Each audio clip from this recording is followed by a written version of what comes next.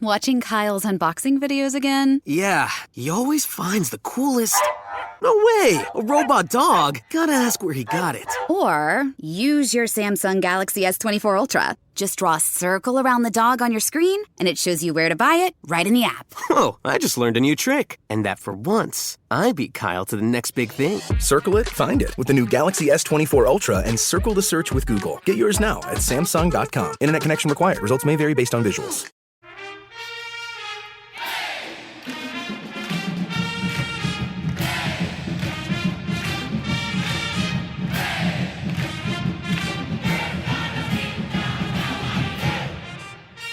Hey there, Duke fans. Welcome to episode 357 of the Duke Basketball Report podcast. I am Jason Evans, your Sherpa on our guide to the Duke Wilderness this weekend. And it was a busy weekend. The Blue Devils played on both Friday and Saturday nights, and we have a lot to tell you about it. In fact, we were there. Well, not me. I wasn't actually there, but my colleague Sam Klein, who is with me today, was in attendance. Donald Wine, by the way, far too busy taking care of the U.S. men's national soccer team to be able to join us on this podcast this weekend. So it's just me and Sam. But like I said, Sam was in Durham for both the games. Did you have a good time, Sam? It was great being back in person for basketball, wasn't it? Oh, for so many reasons. It was great being back. Like you said, I was in town for both games. I was sitting above the rail, so to say, for both games. As folks who have been in Cameron Indoor know, there is a stark difference between sitting sort of courtside, be it in media or in student sections or behind the benches, as opposed to being up top. And so I was up top for these two games, which was really cool. Also allowed me to do a bit more observing, I think, than if I was down low. So I have thoughts and observations from the return to regular season basketball games in Cameron, but I definitely want to talk about the games first. Yes. And we will do that. And, we're going to forego at least some of our usual format here. When there are the three of us, we like dividing it up. We do our headline, we do the good, we do the bad. And it makes sense because with three people, we're going to cover everything that way. To be sure, with only two people, we're not going to confine ourselves with the good and the bad, but we are going to start with a headline. I want a headline from each game. Let's start with the Army game. Duke beats Army 82-56. Sam, give me your headline from that contest. Veterans Day, no problem for Duke against Army. That's my headline from the first game. And I'm sure we'll talk about all the excitement of it being against Army and Veterans Day and Mike Krzyzewski and all of that. Yeah. So my headline is, and I'm going to play on words here a little bit, Army shows fight, but Duke has more than enough. And I'm sure you get what I'm going for there. That. You like that? I like that. More than enough, because Wendell Moore turns in, oh gosh, I should have looked this. I think the fifth or the sixth, I believe the sixth triple-double in Duke history in this game. Wow. Wendell was just everywhere in the 82-56 victory. Final score, not indicative of how close the game was. I noted, by the way, it took Duke all of 45 seconds to exceed the number of three-pointers that they had gotten against Kentucky in the first game. Anyone who was terrified and panicked that this Duke team was not going to be able to hit any three-pointers, they promptly buried two in the first minute of the Army game. Sam, give me your other takeaways. Talk to me a little bit more about what you saw against Army. And don't feel like you have to start with Wendell Moore. If there's something else you want to go for it. No, Wendell Moore and the shooting are the two places that I would start in this game, because Wendell Moore showed us all the reasons that we're excited about him this year. And we talked at the beginning of the season about, in the stats preview, we said that we were tracking Wendell Moore's 10-5-5 games. So we very much got one of those. We got both games this weekend. We're 10-5-5 games for Wendell Moore. Both this weekend and Friday, especially so. And what was funny about it is that I didn't realize nearly that he had that many assists up to that point. So he's doing it in something of a quiet way. And that I think is absolutely the place to start. It was a bit of a slow going there, like late in the first half when Army was able to catch up a bit on Duke, but Moore's leadership, I thought, was the key to this game. He sort of kept the flow of both the offense and the defense running, and was able to get enough contributions from different places on the team. When we get to the second game, I think there will be a bit more kind of talk about the uneven performance, but at least in that first game, yeah, Wendell Moore was all that. Yeah, he had a wonderful game, and part of the story was his all around game, but the other part of the story to me was Paulo Banchero is just pretty much unguardable unless you are bigger, and this is sort of a whole weekend story. Paulo, when he gets the ball, it doesn't even matter if he's in the post. Wherever he is on the floor, he's a threat to score, and he's hitting his shots, especially his 2-point shots, at a truly phenomenal rate. Sam, I'm not sure if you've tracked it. I'm not sure if you've noticed it yet.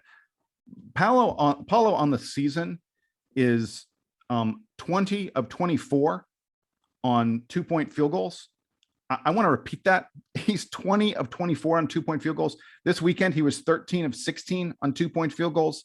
He's hitting better than 83% of his 2-point field goals on the year. And they're not all like, it's not like he's doing nothing but shooting the ball within 5 feet of the basket. He's taking not all dunks. Yeah, he's taking difficult pull-up jumpers and stuff. This is not our comp in terms of these kind of numbers is Zion Williamson, who, as folks may recall, hit better than 75% of his 2-point shots when he was at Duke. And when Zion was doing that, it was because he was getting into the lane, getting to the rim at will and scoring. Paulo is doing this by hitting 8, 12, 16-foot jumpers. It's crazy. I don't know if it's sustainable. In fact, I'm pretty sure it's not sustainable, but it's been fun to watch so far. And like you said, it's that he's taking the shots from outside. I actually am nervous. I'll say that this is definitely not sustainable because nobody shoots that well from outside in college or in the pros. Not outside, but long twos. Nobody shoots this efficiently as Paulo has demonstrated the first 3 days. So I'm sure he's going to regress on that front, but it's now a threat. It's an established threat, and teams now have to game plan for it, where most teams do not assume that anyone that they're playing is able to hit, the 16-footer, the 18-footer, that's a reliable part of anyone's arsenal. And it clearly is for Paulo. He's able to really score everywhere. He hasn't been hitting a lot of the threes yet. He was 1 for 1 in this game, but overall, it's not like he's hitting that many threes, but he can take them, and he's confident enough to take them. And there are offensive moves that he can design around them. I also wanted in this game to highlight some of the contributions from sort of elsewhere on the team. Jeremy Roach, who was in both of these wins, I thought looked much more poised in both games, shooting, playing defense, the defense in particular. And I'm going to confuse, I'm sorry in advance, I'm going to confuse the Army game and the Campbell game at some points, but on defense, Jeremy Roach was able to disrupt a lot of what was coming at him. He got switched on a couple times with bigger players, and it's not like he's going to be able to block 6'8" guys or 6'10" guys that are coming at him, but he's able to at least hold his own in time to have other players recovering to him. Duke plays this switching defense that can be, I think, tricky for some of the new guys to get a hold of. I think as a team, they're doing a very good job of it, and he is certainly holding his own. So I'm really impressed by that from the Army game and from Campbell. So I think it doesn't work for us to keep on trying to talk about one game without talking about both of them. And the game we're going to primarily talk about is going to be the Campbell game, because that is the more significant of these two contests. The Army game, to some extent, is, I don't want to say it went exactly according to script or to plan. Army certainly fought hard and kept it closer much longer than people expected, but a 26-point win. In fact, Ken Pomeroy pointed out the 82-56 final score. That's what his computer had predicted for this game exactly. It was the first game all season that his prediction was exactly right. Not the margin, but literally the points. He predicted 82-56. The game was 82-56. So, Sam, I think the easier thing for us to do at this point, let's do like our headlines for the Campbell game, and then let's mostly talk about the Campbell game, but let's talk about both games in tandem, because you kind of have to evaluate the weekend based on both of them. So I'll give you my Campbell headline first. And I'm ashamed that I have done it, but I could not resist. Duke has trouble getting over the hump against Camels. Sorry. I apologize. It had to happen. It had to happen. I do have a sub headline, though. There's like a big headline and then there's a little one underneath it. My sub headline is veterans Baker and Moore to the rescue as Duke holds off a very determined Campbell squad. What is your headline for the Campbell game? I'm doing a bit of a reference to an old Red Hot Chili Peppers song, but back-to-back is a real tough ask for Duke. I like that. It's the Red Hot Chili Peppers Magic Johnson song, which I think is from like before I was born, but was an extremely fun number. It is about basketball, so it's relevant here. So back-to-back is a tough ask for Duke against Campbell. As you saw, although it's worth noting, Campbell also played a back-to-back, not as they had more time off than Duke did. Their game, they played on Friday afternoon to night. Yeah, it was an afternoon to a night game. Duke played a night game to a night game. So Duke, has it's like 3 or 4 hours less to rest up. But both teams played a back-to-back. So I don't want to use that as an excuse for an outstanding effort by Campbell. Not an excuse. Campbell had, as we said in the preview, Campbell has experience. They had basically all returning guys, and you could tell they were not at all phased by being in Cameron. They were up to the task, so to say. And it really took Duke 35 minutes to feel like they were comfortably in control of that game. Yeah. So final score is 67-56, 11-point win. I'm not sure you're ever comfortable in an 11-point win until the final couple minutes. I heard during the game, I hadn't actually processed this. Campbell returned to 99% of their scoring and 99% of their minutes from last year. That's just... I said in the preview there are no newcomers on this team, and I made when I was researching it before, I was looking up all these players because when admittedly the way that I do this when we preview these games is I just go to all the player pages and kind of see see what's been written about them and how they've performed in previous years, and particularly the last couple years, just looking at the class years. If we were doing this exercise 10 years ago, you would just look at all the players' class years and you would say, okay, this guy is in his third year in the program. This guy is in his second year in the program because he's a sophomore, et cetera. Nowadays, there's so much transferring that you see sophomores and juniors and seniors and graduate students on the roster, and you'd have to check all of their history to see like how many years have they actually played for this team and did they transfer mid-season. All that can kind of play into it.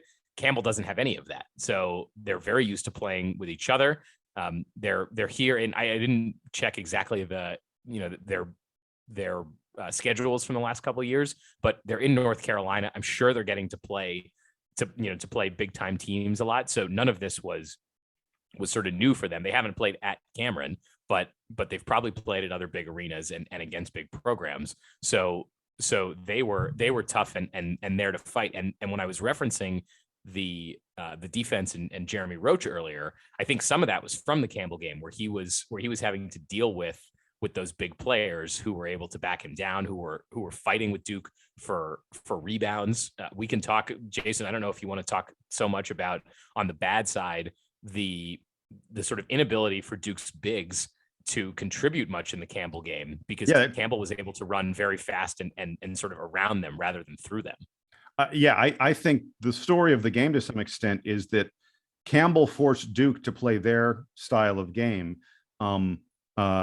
Duke went small. I mean, like in a way that I think probably shocked all of us in terms of what we were expecting from the game. Mark Williams played 5 minutes and 41 seconds.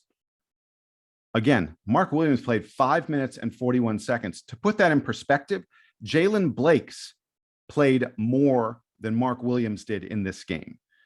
If you told me Jalen Blakes is going to play more than Mark Williams, I'm thinking the game's a 50-point blowout and Duke is basically not playing their starters the entire second half. I believe, I may be wrong. I tried to look and see. I don't think Mark Williams played at all in the second half. And Joey Baker started and played almost all the minutes in the second half. Yeah. Theo John played only 9.5 minutes in this game.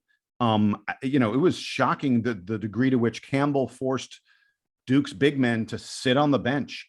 And in terms of Campbell dictating the way the game would be played, they were unbelievable at holding onto the ball deep into the shot clock.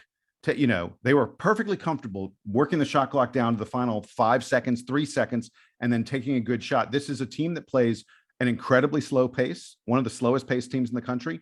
They are the 4th or 5th slowest team in the land right now. So Virginia-esque in terms of how they play on offense. On defense, they're really good at being disciplined and forcing you deep into the shot clock as well. So like if you look at their advanced stats, it's not just that they play slowly, they force their opponents to play slowly as well. They did a great job of rebounding with Duke. Campbell actually out-rebounded Duke in this game. I mean, what are the odds you could have gotten on Vegas for that stat? There's no way I would have thought that Campbell would have out-rebounded Duke.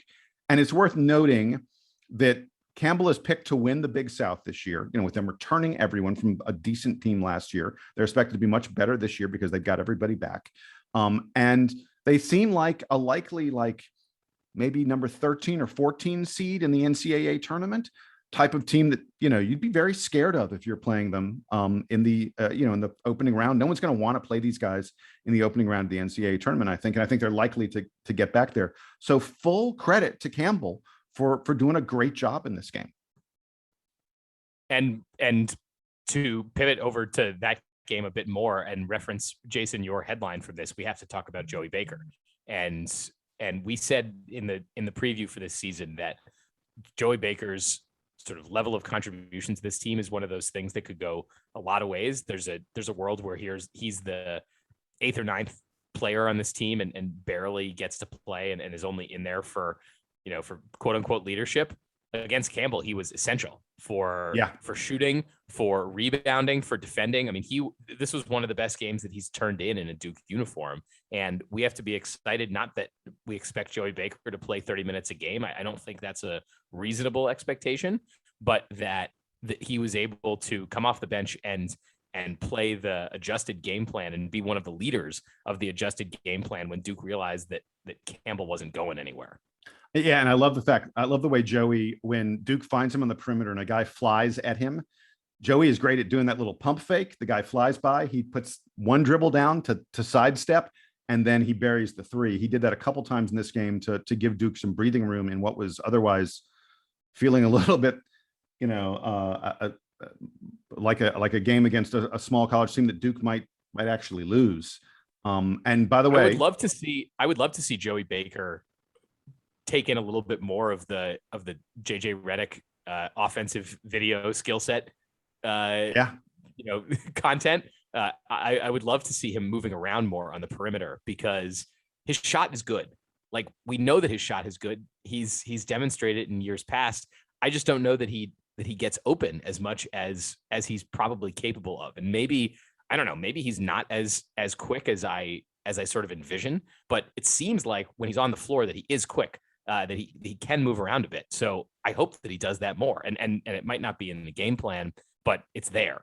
And I think it's hiding right beneath the surface. And I want to point out, hearkening back to the stats game again, who was it that said that Joey Baker would be the leading 3-point shooter on this team? It was me. And he is currently at 45.5%, Duke's leading 3-point shooter. So keep it up, Joey. I kind of want to shift to looking at like the entire weekend, and I want to start by talking about a guy we haven't mentioned yet, which is Mr. Keels, who after playing amazingly against Kentucky, Trevor Keels was the best player in the game against Kentucky. I think most of us agree about that. He goes just 4 of 14 against Army, just 2 of 9 against Campbell. He did have 6 steals against Army, but Trevor Keels, struggled a little bit with these teams and came back down to earth to some extent. Any concern that maybe he's trying to do too much or anything like that? No, I think that he figured that he could keep getting away with a limited offensive arsenal against both of these teams, and it was a lot of like driving straight at the hoop, trying to draw contact. And clearly they watched the tape from the Kentucky game because that's exactly what he did against Kentucky. I think he surprised Kentucky with how aggressive he was, but Army and Campbell both knew that was likely going to happen. So he's going to have to. Really quick, speaking of that, I want to point out one of the interesting stats in this game. After Duke did a great job getting to the line against Kentucky, shot more than 20 free throws. Duke shot just 13 free throws against Army, just 11 free throws against Campbell. So keep on going with what you were saying. But yeah, they were letting them play. They were letting them play, especially Friday night against Army. There were not a lot of stops in the game, and Duke has to has to adjust to that. They have to be ready for the potential that the refs are not going to give Trevor Keels all the fouls that he's looking for. And by the way, he needs to be conscious of that when he gets to the NBA too, because the NBA has tried to limit the amount that offensive players are drawing the fouls as opposed to defensive players committing fouls. So it's definitely an important lesson for Keels to be taking in. I'm not worried about it. He seems like a smart enough player that he's going to adjust. It's just a matter of they didn't have time to do a lot of tape and changing any of the sets on Saturday in preparation for the game after the Friday game. So I'm sure they had to run a very similar playbook. And the offense, weirdly, at this point in the season, is very far behind where the defense is. I think that isn't that crazy? I completely agree. Yeah, this is and Keels is emblematic of this, but I think you can look at a lot of the guys on this team and say, man, they really know how to lock up, especially one-on-one. But even when it comes to like whenever the ball gets inside the 3-point line, when Duke is on defense, whether that's, let's say it's Trevor Keels who's guarding a guy 15 feet from the basket who has the ball, it always feels like there's one or two other guys who are reaching in, trying to get that steal. Duke is able to knock the ball out and create chaos on defense from basically anywhere on the court. It's really impressive that Keels and Roach, I'm not surprised that they can do it together, but that they're in sync with Wendell Moore, that Paulo Banchero gets involved, that the big men get involved. Everyone sort of knows how to play this kind of havoc passing lanes defense. What's surprising to me is that it is so far ahead of the offense. Usually when we have these young teams, we say, oh, on defense, they don't know the switches. They don't know how to react to each other. They're reacting to each other really well on defense. It's on offense, I think, where the installation of the game plan just hasn't clicked yet for Duke. And they've relied, I think, heavily. And you can look at, there were more assists in the Army game than there were against Kentucky, right. But still a lot of guys having to create off the dribble, guys having to improvise in ways that the rest of the team is not sort of ready for. There was one fast break. Now I can't remember which game it was, but there was one fast break where Paulo had an open pass right by the basket and just threw it off. You have to remind me which player it was, but he threw it right off. It was Keels. It was hands. Trevor Keels. He threw it Keels, and he threw it off Keels' head. Yeah, and it was the Campbell game, by the way. I bet in 3 weeks that happens again. Keels flushes it. So yeah, it's just a matter of them, getting a bit more time, and they'll have plenty of these non-conference games. We have 2 more coming up this week, so lots of time for Duke to get used to these things. But right here in the early season, it's not there. I don't know if Jason, if you wanted to react to that, or there's one other player that I wanted to highlight, which was AJ Griffin, because I think we saw a little bit more of him in these games. So before you get to that, let me do this, because I sort of, again, like I said, I was sort of looking at the whole weekend holistically, and I want to talk about a couple other guys just really quick, like statistically mostly, so folks can really appreciate and understand what some of these guys did. And then, yes, let's get to AJ Griffin. It's definitely worth talking about him. But the guys I want to talk about statistically, just the weekend again, Wendell Moore, his weekend is 34 points, 15 rebounds, 15 assists, only 3 turnovers, 5 steals, and 1 heart attack that he gave to every Duke fan, because when he injured his knee and hobbled off, there is not a Duke fan in the country watching that Campbell game who didn't think we were losing Wendell Moore for multiple weeks. For him to come back only minutes later with the team struggling and lost and just immediately right the ship, like literally he comes back to the bench, Coach K immediately puts him in, like he gets a steal and a dunk, like just the second he gets back in the game, you're like, oh, I guess Wendell Moore's leg is not hyperextended. Thank goodness. But he just had an incredible, unquestionably the team leader. And, he's handling the point, by the way, way more than Jeremy Roach is. There's a reason that he is far and away the team's leader in assists. We're all going to be flummoxed in terms of picking who the team's assist leader was, because we all thought it'd be Jeremy Roach.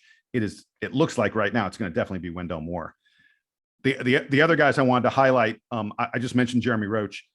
He has 14 points in each game, 28 points in the weekend, 14 against Army, 14 against Campbell. Starting to hit his threes a little bit better, not turning the ball over a lot. And Sam, guess who leads Duke in minutes played so far this year? Jeremy Roach. Jeremy Roach is Duke's team leader in minutes played. Now, that's probably only because Wendell Moore got hurt and sat for 5 more minutes than he would have ordinarily against Campbell because of the injury. But still, Jeremy Roach, Coach K, clearly really confident with him being on the floor because he's basically on the floor the entire games. And his forays to the basket, his ability to get in the lane, draw contact, finish acrobatically around the rim. These are sort of the things he was known for in high school. And to see him really cracking this out at the college level, really, really big deal. And then the last one I wanted to highlight is Paulo Banchero. On the weekend, he has 36 points, 19 rebounds, big weekend, but he had 9 turnovers. And on the season, Paulo only has 1 assist so far. He's a little bit of a black hole. The ball goes to him and he's not looking to pass a lot. But we highlighted it earlier. I just wanted to mention it again. His ability to get the shot he wants is really impressive. And so far, we're yet to encounter any player in college basketball who can stop him from doing what he wants to do. Whew, that's impressive.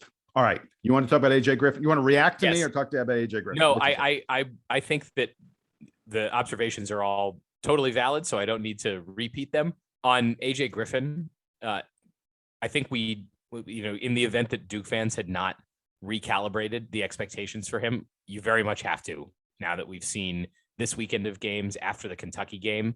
I don't think he's healthy yet, or if he is healthy, he's not.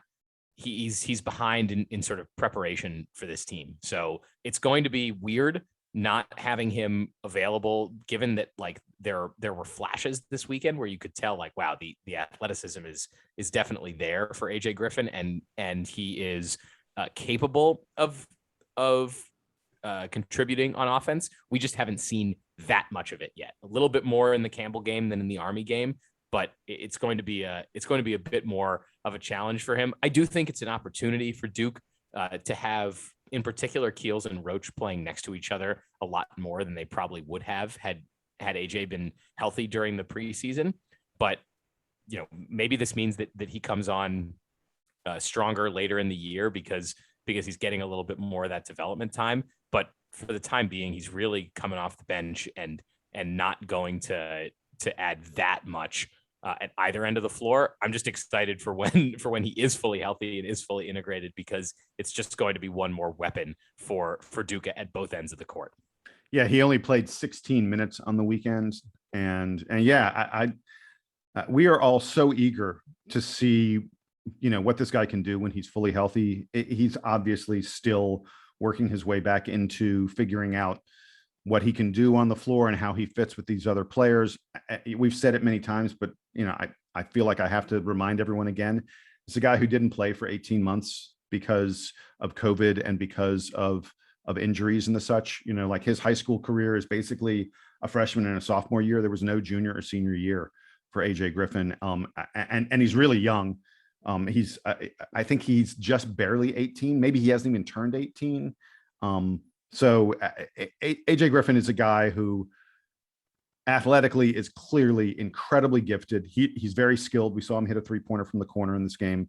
I think he's going to be an impressive and important player for Duke down the line. Just probably we're a few weeks, if not the new year, away from seeing the real AJ Griffin. So with that, we're done talking about sort of the content of the games, but we have to talk about something else, Sam. That is, you were there, you were in person. Give me a little flavor of Cameron, observations, what it was like, what the crowd was like, whatever you got from being in person for both the games this weekend.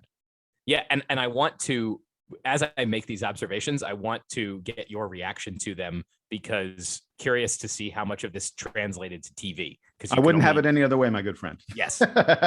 So there are a few sort of minor changes in Cameron that you may notice this season. One that to me stands out a lot, having been in a number of games here the last few years, is that I don't remember Duke ever having male cheerleaders. There were 7 or 8 male cheerleaders for Duke on the floor. They were doing some of the kind of floor routine tumbling stuff that you might see from a big cheer squad. I think that what I heard from folks in the arena is that they've got sort of new leadership in the cheerleading department, and they're trying to institute a number of sort of new tricks. Obviously, having boys in there in addition to the girls sort of changes the what they can do physically. But it was very interesting to see that, because I had never seen that. I think it's been a long time since there were male cheerleaders in Cameron. So that was kind of interesting. From the, I think that it's still a work in progress, that they're still kind of getting their legs under them, and that applies, by the way, to the fans in the stadium. It has been a while. The observation, I don't know if we've talked about this at length in preparation for the season, but if you think about the student section, the undergraduate students, half of them were experiencing Cameron for the first time this fall. So what I had heard, I had talked to a couple of upper class students who said that, it's exciting to get back, but if you were a student at Duke, you sort of know that a lot of the enthusiasm is driven by the younger students who haven't been there before. Like, they're eager to get in and sort of see how everything works. Once you're a junior or a senior, you may not go to all the games anymore unless you're a diehard like me. Speak or for Jason yourself, McDonald dude. is. No way. No, I was certainly not one of those, but I know that the enthusiasm wanes among the general student population as they go on in years. But there are a lot of newbies in Cameron, and they're still learning the cheers. They're still trying to figure out how everything works. They've got new sort of cheerleading and band routines. So everybody's trying to figure out, like, when do we do certain things? Again, if you have been to a number of games in Cameron and you observe these things closely, you have probably noticed, if you've been going there for years, that game to game, the script doesn't change much. Like, they play the same songs at every timeout, and they do the same dances and same cheers and stuff. It's fun because then people like learn what to do. Right. But there's a learning curve for sure. Yeah, there's definitely a learning curve. We didn't get, I saw him in the building, but we didn't get any shout outs for Crazy Towel Guy this weekend. So things are just, yeah. I don't know where the communication breakdown was, but there was no Crazy Towel Guy. This is not to say that people weren't excited to be there, but there's a learning curve, and hopefully, I don't know. Could you tell on TV that the crazies were a little out of sync? Not really. I mean, look, these are, so first of all, on TV, unless the crazies are in really great form, it's tough to notice a lot of what's going on.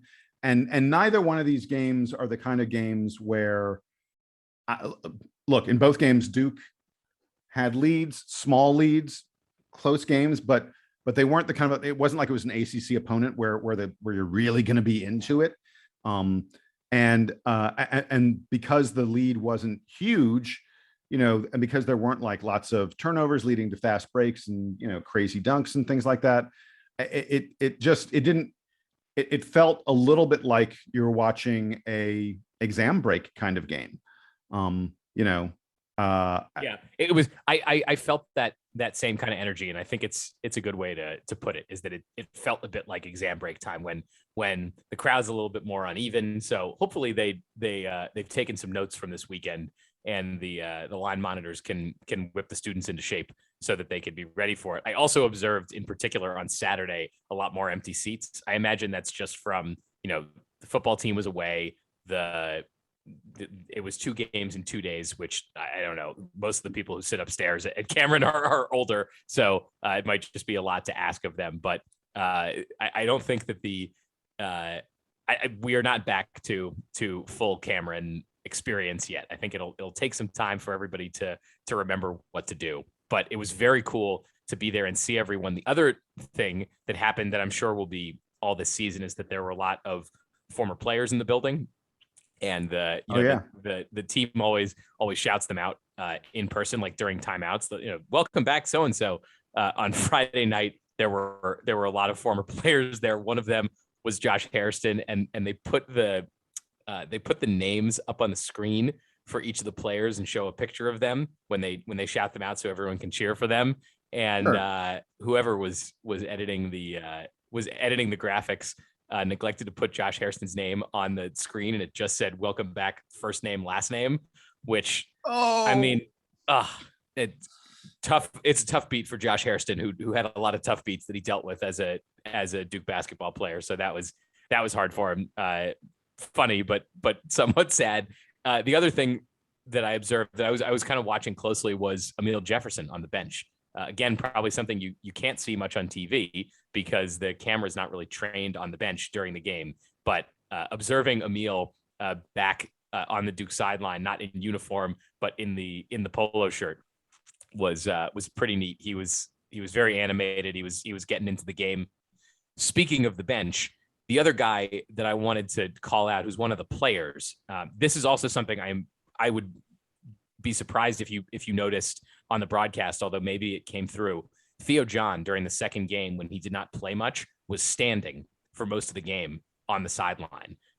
Not like he was in pain or something, but that he was so locked in to observing the game and keeping the chatter going on the bench or with the teammates. It was honestly like kind of terrifying because he was just sort of looming in the corner. Like he was just like standing on the sideline, but he was just like observing as if he was like a quieter coach, watching the game and kind of looking at different things that were going on. I think we're going to hear a few stories this season about how much this young team benefits from having a vet like Theo John on the sideline. So that was another thing that kind of stuck out. I love that. That's a really interesting observation. I did not notice that on the broadcast, the Campbell broadcast, but Theo strikes me as someone who he's probably not going to have a long professional basketball career, maybe overseas or something if he finds the right circumstance. He's not really offensive minded enough to clearly not for the NBA, but even for some of these other leagues. But I could definitely see Theo being someone who you already get the impression that the Duke players really respect him. He's someone who probably doesn't talk a lot, but when he talks, everybody listens and knows that it's worth listening in. It feels like a kind of guy who could definitely be a coach someday. And it sounds like you're describing him that way already. And I hadn't made this connection before until I read it somewhere this weekend that Theo John's wearing number 12 this weekend or this year for Duke, which was Steve Wojciechowski's number when he played at Duke. And obviously Wojo was Theo John's coach. So I don't think he's necessarily addressed it directly, but you can tell that he's got a bit of the Wojo sort of intensity behind the eyes and is clearly trying to impart that on the rest of the team. And I think so far in a way it's working. So I'm excited to see that development from Theo John. One other observation that was not inherent to the game. So Jason, I don't know if you watched the video that Duke Blue Planet put out. I think it was yesterday. It might've been this morning, of Marshall Plumlee, yes, who was in town this weekend for the games. It was Veterans Day on Friday, so he was there with a number of guys from his Ranger squad.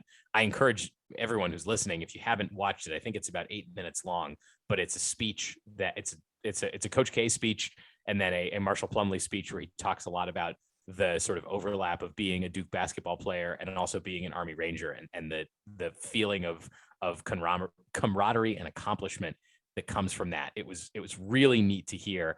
And you could tell, he was fired up. They brought him out at halftime to do some games on the court. He was clearly fired up to be there. And you can tell from the video that it was exciting for him and exciting for the players to get to hang out with him. Yeah, it's a great video. And Marshall's one of these people who, though he does no longer represent Duke on a basketball court, his ability to represent Duke in public as a Army Ranger is something just really, really special. Hey, Sam, with that, we're going to wrap it up. We are done with the games from this weekend with Sam's visit. Duke though we're playing 4 games in 8 days, folks, which means we got another one coming in just 2 days. Gardner Webb, a preview of what to expect when Duke plays Gardner Webb, coming up after this quick break.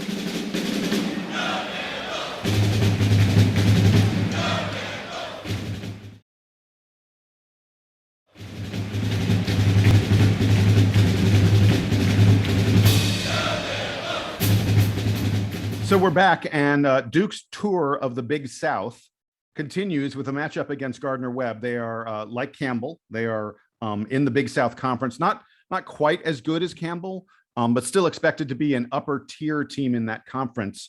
Gardner Webb has already played 2 games in the year. They've lost both of them, but they played 2 quality opponents. They lost to UNLV by 16. They lost to Arkansas by 17. That says that they're not completely outclassed when playing legit competition. Now, let's not mistake UNLV and Arkansas for Michigan and UCLA and Gonzaga. But those are 2 teams that are expected to be competitive with most teams in the country. And Gardner Webb was at least somewhat reasonably competitive with them. So this may be another opponent that Duke, doesn't really run away and hide from. And let me tell you very quickly a little bit about Gardner Webb before I get to Sam. And Sam, you can give me a little bit of what you expect, what you're hoping to see from Duke this week.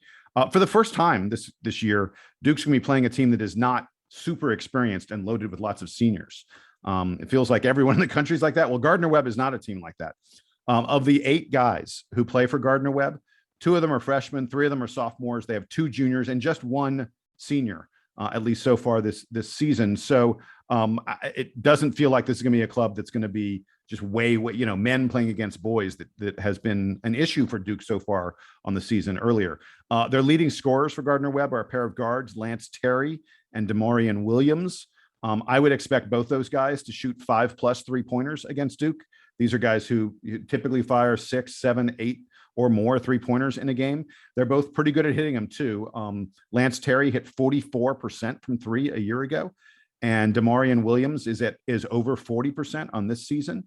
So those are the guys that are going to be taking the shots on the perimeter. Inside, their biggest player is 6'9", 205-pound junior Kareem Reed. That's right. I said he's 205 pounds, and he is their biggest player. So he's the only guy on the roster who's over 6'7", and he's really not much of a rebounder. This is a team that probably is going to really struggle with Duke's size. And one of the key things to note about this game, will Duke return to playing big men? Will Mark Williams and Theo John play very much against a team that is clearly really, really small? Or will Coach K again decide, okay, they're playing small, I'll match them by also playing small? Look, over the course of time, we have seen that Coach K, it looks like he prefers to play smaller lineups if other teams will let him. So I'm really going to be intrigued at seeing what Mark and Theo are able to do and how much time they get. By the way, the leading rebounder for Gardner Webb is 6'4" senior Zion Williams. Yes, his name is Zion. He's their best rebounder on the season so far, but he's a 6'4" guy. And by the way, he's the kind of guy who plays power forward for them. This is a team that plays 6'4", 6'5", 6'6" players at power forward. If Duke plays their regular centers and Paulo Banchero is playing power forward, he's going to have a 4+ inch height advantage on anyone he's playing against, and probably a 30 or 40 pound weight advantage. So look for Paulo to perhaps just have a huge game. In terms of advanced stats, really quick on Gardner Webb, it's only been 2 games, but they are among the worst teams in the country at getting turnovers. They do not turn over their opposition very much at all. And they also get their shots blocked a lot. These are guys that when they go in the lane, they get their shots blocked like more than 20% of the time when they're taking a shot inside the lane. So Gardner Webb is a team that, again, if Duke chooses to play big, this may be the kind of game where Mark Williams is able to really wreak havoc on the inside. Ken Pomeroy predicts that Duke will win this game by 21 points. He says it'll be 82-61, and we will see how that bears out. Okay, Sam, I've rambled on long enough. What are you looking for in this contest? I probably already stole it from you with the commentary about whether or not Duke's big men go back to playing or whether they sit on the bench for another game. That is one of my 2 big questions here is about the big men. I really don't want it to be a repeat of the Campbell game all season where Duke can't play its bigs. Theo John and Mark Williams are not, fully all over the court versatile, but they are very strong players and they should be able to get in more minutes than they did against Campbell. So I'm looking for that. If they're not able to play so much against Gardner Webb because of the matchup challenges, that does present a bit more of a concern. And then it's interesting, you mentioned that Gardner Webb has a couple of good scorers who can really shoot from deep. Duke had trouble, I think, against both Army and Campbell recovering on defense, specifically to defend the 3-pointer. There were a number of times where Duke was able to sort of contain everything out to 15, 16, 17 feet, but that opponents were able to get the kickouts and get the open threes. So and long rebounds. And when they miss their threes, Duke struggled on long rebounds big time. Yes, long rebounds is sort of part of that. So I hope that that the Blue Devils are able to shore up that part of the defense, be it the recoveries or the rebounds, to limit that 3-point shooting. This is not, as you were pointing out, this is not a game that I expect Duke to lose. Gardner Webb is in the 200s in Ken Pom, but stay focused and hopefully lean into their own style of play as opposed to having to match the opponent's style of play. That's the stuff that I'm looking forward to on Tuesday. And before we go, we do have to do Player of the Week. I'm very interested in hearing who you pick. Sam, who is your choice for the Player of the Week for the Duke Blue Devils? I think you mentioned that there were 6 triple doubles all time in Duke history. I was looking it up just to confirm. It's 5, 3 in the Coach K era. Only 5 guys in Duke history have gotten a triple double. I said 5 or 6. Yeah. So we were close enough. Wendell Moore can't, to me, have a triple double and play as well as he did otherwise in the other games, other than the few minutes that he was in the locker room getting his leg treated, and not earn Player of the Week honors. Obviously, Trevor Keels was overwhelming in the most important game that Duke played this week. That was the Kentucky game. But Wendell Moore across the 3 games was everywhere on the court. He's going to be, I think, my kind of default Player of the Week, except when there are exceptional standout moments. So I'm excited that my first Player of the Week award for this season is going to Wendell Moore. So look, I think that you could definitely make an argument for Paulo Banchero, who had a great week, but I'm with you 100%. Wendell Moore, 15.3 points per game, 6 assists per game, 6.3 rebounds per game, 1.7 steals per game. He had the only thing Wendell Moore didn't do great this week was shoot 3-pointers. He was less than 30% on his threes, but his 2-pointers were all going in. He was playing fabulous defense. He had a triple double. He was the team leader. And came back from what looked like a terrible injury to show us that he's apparently invulnerable or something like that. So I agree with you. Wendell Moore is the Player of the Week this week. And if Donald were here, I bet he'd make it 3 for 3. We can ask him hopefully the next time he appears. Yes. Yeah. From a completist standpoint, we will ask Donald who his Player of the Week would have been. We will be back after the Gardner Webb game, unless there's some major news between now and Tuesday. We'll be back probably on Wednesday after the Gardner Webb game to talk a little bit about how that contest went and to preview what's coming up next for the Duke Blue Devils. For Sam Klein, I am Jason Evans. For Donald Wine, who is off taking care of the U.S. men's national soccer team. Donald, we are eager to hear who you pick as Player of the Week. Until then, we have to go. This has been episode 357 of the Duke Basketball Report podcast. It's time for the Duke Band to play us out and take us home.